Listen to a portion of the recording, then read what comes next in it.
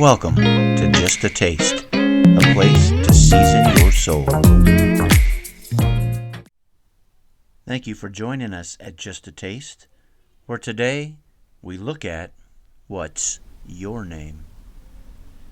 A.W. Tozer, an American pastor, preacher, and author, wrote, "The Lord cannot fully bless a man until he has first conquered him." Let's turn to Genesis chapter 32. And starting in verse 22, it says, "The same night he arose and took his 2 wives, his 2 female servants, and his 11 children, and crossed the ford of the Jabbok.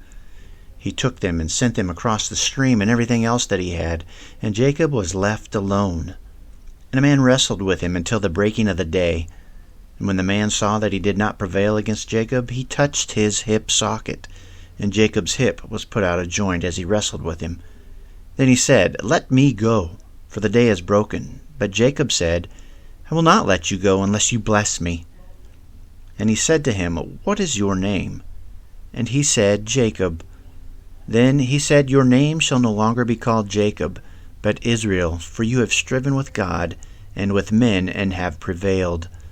Then Jacob asked him, 'Please tell me your name.' But he said, 'Why is it that you ask my name?' And there he blessed him. So Jacob called the name of the place Peniel, saying, 'For I have seen God face to face, and yet my life has been delivered.' The sun rose upon him as he passed Penuel, limping because of his hip.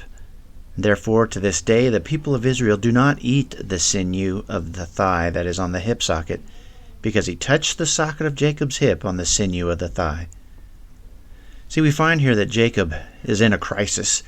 He can't go back because of the bridge he's burned with Laban, and going forward is leading him to the bridge burned with Esau.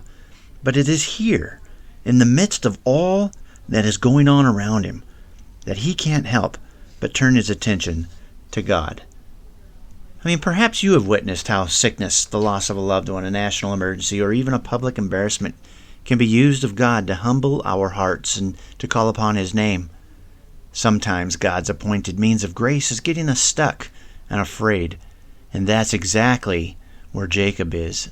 And before he can attempt to try to figure this thing out on his own, he begins to wrestle with a man. And he wrestled all night. I mean, you got to ask yourself, how is it possible that our Lord or an angel could not overpower Jacob? See, this is an important question. Is God bound by man?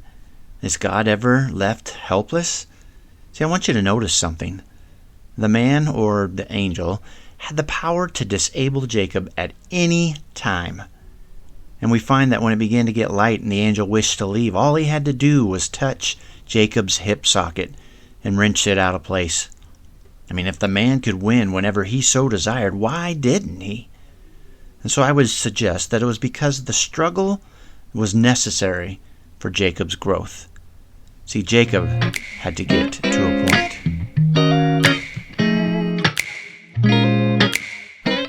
Just a Taste is a feature of Panem Ministries.